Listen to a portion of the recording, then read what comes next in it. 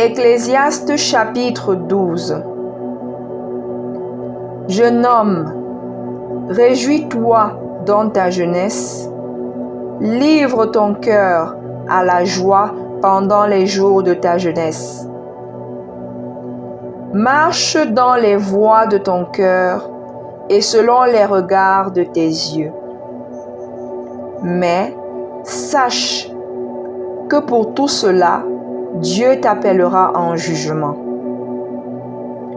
Bannis de ton cœur le chagrin et éloigne le mal de ton corps, car la jeunesse et l'aurore sont vanité.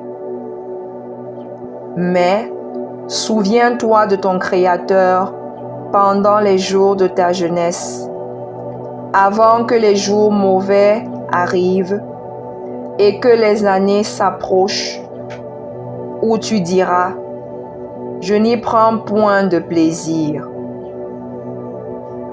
Avant que s'obscurcisse le soleil et la lumière, la lune et les étoiles, et que les nuages reviennent après la pluie, temps où les gardiens de la maison tremblent, où les hommes forts se courbent, où celles qui moulent s'arrêtent parce qu'elles sont diminuées, où ceux qui regardent par les fenêtres sont obscurcis, où les deux battants de la porte se ferment sur la rue quand s'abaisse le bruit de la meule, où l'on se lève au chant de l'oiseau,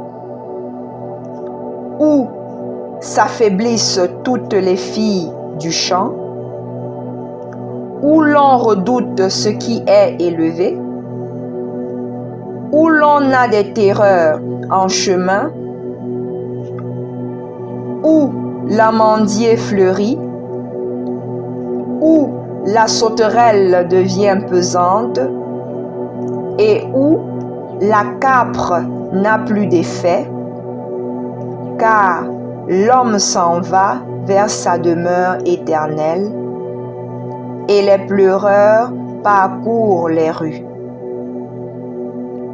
Avant que le cordon d'argent se détache, que le vase d'or se brise, que le seau se rompe sur la source, et que la roue se casse sur la citerne,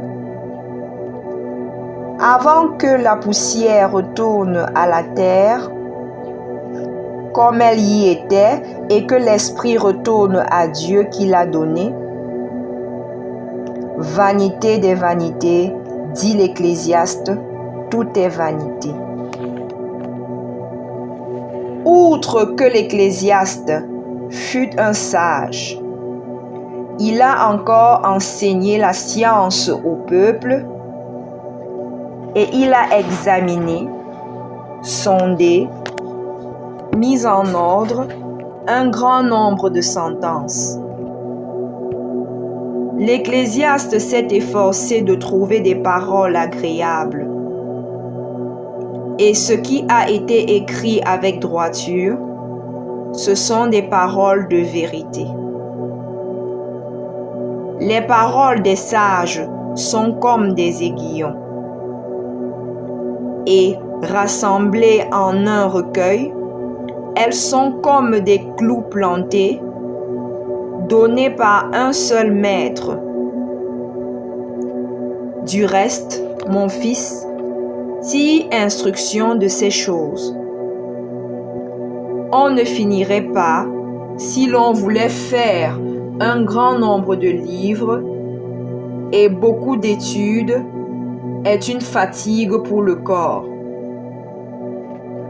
Écoutons la fin du discours. Crains Dieu et observe ses commandements. C'est là ce que doit tout homme. Car Dieu amènera toute œuvre en jugement au sujet de tout ce qui est caché, soit bien, soit mal.